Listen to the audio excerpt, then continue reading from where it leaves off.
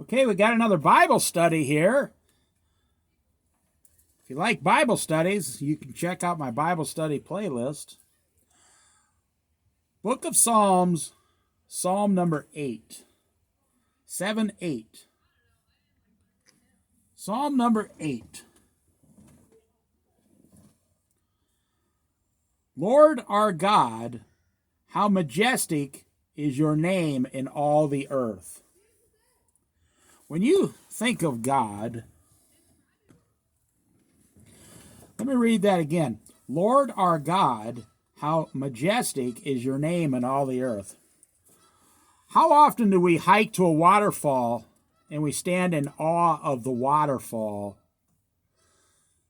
when we should be standing in awe of the one who made the waterfall?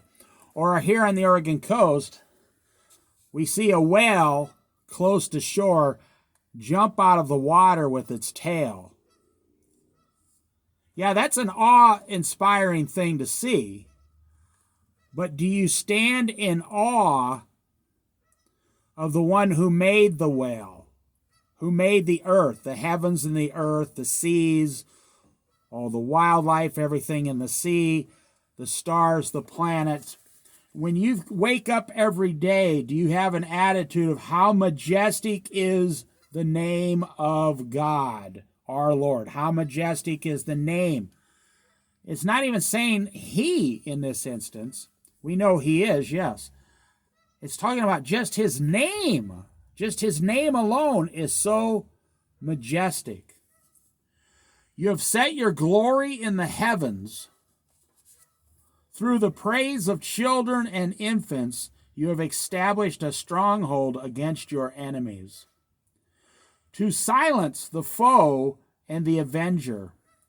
When I consider your heavens, the work of your fingers, the moon and the stars, see, I just said that, which you have set in place. So do you do that? Do you sit around considering God? Do you consider God himself? It's really hard to be a Christian if you don't have an understanding of who God was before anything was ever created. The holiness and perfection of God before anything happened that we know about. If you don't study that, it's hard to tell who God is now today, your relationship with him today. But if you study the holiness of God in the beginning, meditate upon it, have the Lord tell you how holy is he, how majestic is he. Think about it. This can only be done in prayer. And the answers will come to you over time. It may take years. I'm telling you, once you start to understand who God really is, your entire relationship and your entire presence and life on this earth completely changes. Everything about you will instantly change. You will stop worrying about everything. You won't care how old you are. You won't be worried about your job like you are today. You won't have a desire to buy a $70,000 truck. Once you realize the awness of God, how majestic is the name of the Lord, it changes your entire life. Let us continue.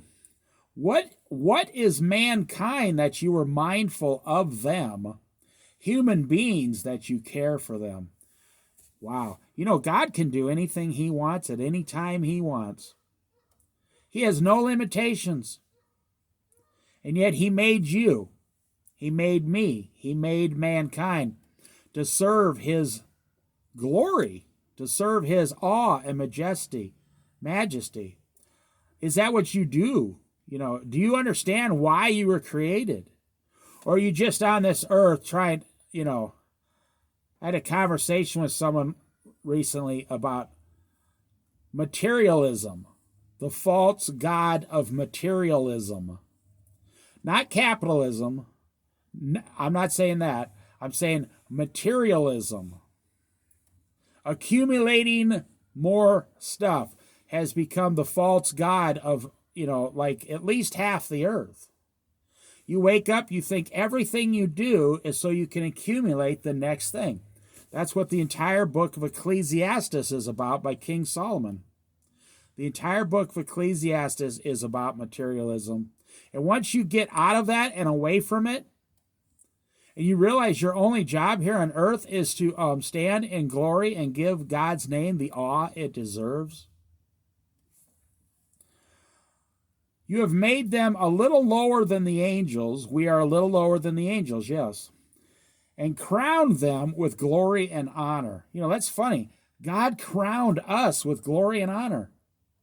You don't think of yourself that way. You look in the mirror and you think bad thoughts about yourself.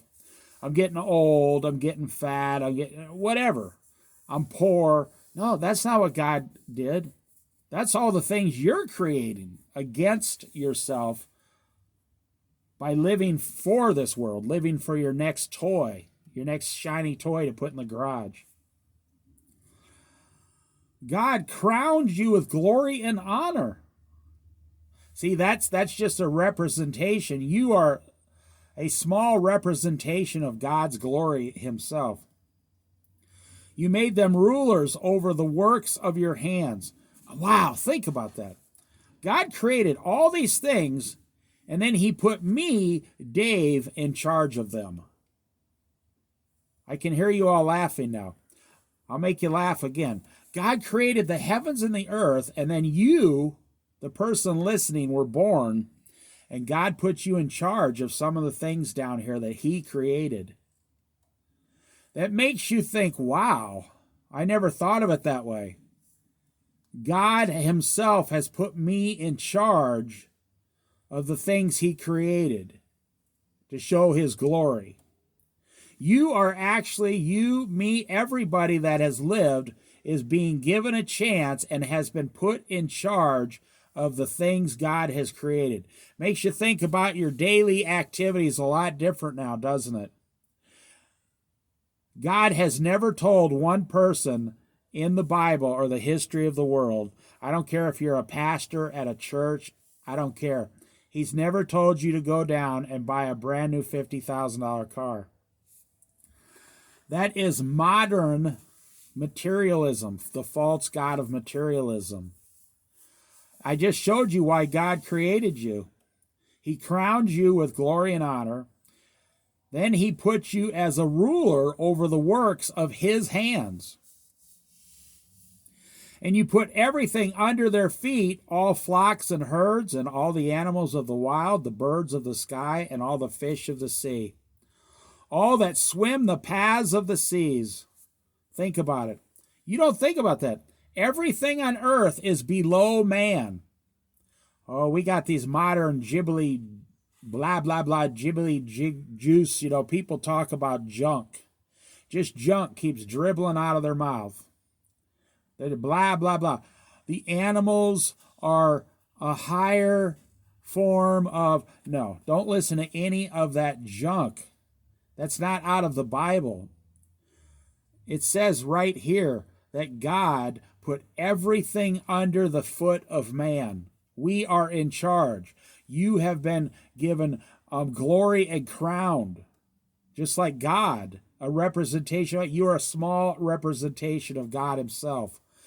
Believer or non-believer, that's why you've been given this chance. That's why you have to go to hell when you die if you did not believe in his son, Jesus Christ, because you've already had your chance. God gave you every single thing he had under your feet. He gave you the kingdom already. He gave you the whole earth. You know, people say, oh man, when is God going to give me a blessing? Well, that's a person who just doesn't understand what God has already done about 8,000 years ago. As soon as Adam was created, everything was put underneath his control. You've never thought about that. You're the boss on earth. But you tear yourself down every single day and tell yourself how worthless you are. Why do you do that? Because you don't have enough money. You think you're worthless because you don't make $80,000 a year. You think you're worthless because you owe too much on your credit cards. You think you're worthless because you got a big student loan. You think you're worthless because your spouse says says mean things to you. That's not what God says. Do not confuse what God says with what people around you are saying. Now here's the last line in Psalm 8. Lord our God, how majestic is your name in all the earth. Have you considered the things God has already done for you today? Go read Psalm 8 or listen to this 2 or 3 times. I'm telling you, God has already given you. Now, you're just not listening. If you're not understanding this, you're truly not listening. God has already given you the entire earth, all the animals to enjoy, all the things of the sea, the oceans. He's given you the ability to grow food. He's given you the ability to get married and produce children and raise them up in the Bible in the name of the Lord Jesus Christ. He's given you all this opportunity. And for those who give their life to Christ, they're going to spend eternity in heaven being given 1,000 times more for all eternity. And for those who rejected God on this earth, they don't want to have anything to do with God whatsoever. They want to just keep chasing the false god of materialism. Or whatever false god they're chasing. It doesn't have to be materialism. It could be any false god. Imagine giving your whole life to a false god and giving up all your possessions for all eternity, and then you die and you still go to hell because you never followed Jesus Christ. That was God's plan. These other religions are not God's plan. God's only one and only begotten Son is God's only plan. If you're not on the plan God's on, then you're not going to spend eternity with God. It just makes common sense. You've already been given everything. So you wake up and you're like, oh man, I got a car payment. Or, oh, I got to go back to work at my summer job. Or, oh, I got to go.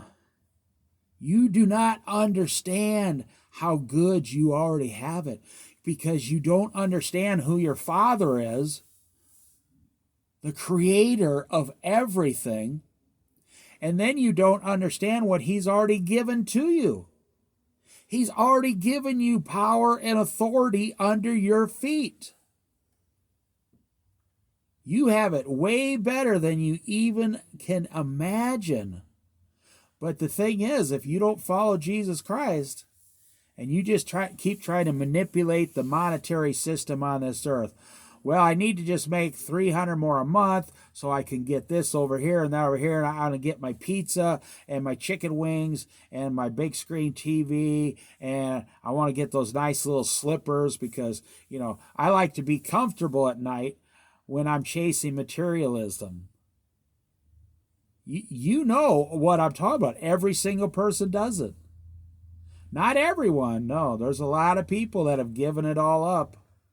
And they've lived their entire lives for Jesus and not the things of this world. I pray this has helped you to understand what your true identity is already. The key word here is already. But the devil is telling you today, you need a new shiny red sports car, you need a sauna, you need a new bed, you need one of those $3,000 beds to lay in every night. Because you're just the prince or the princess of your own little fantasy world. That's from the enemy. And that's why you feel bad all day long about your life and you're being overworked. And in God's plan, any family can make it on $15 an hour in God's plan. Easily. You'd have everything you wanted. A simple house, a garden, raise your family, read the Bible, have a $3,000 car that's paid for, debt-free. God's already given you everything you're already seeking. You're seeking something that doesn't exist, and at the same time, you're not accepting the things you've already been given.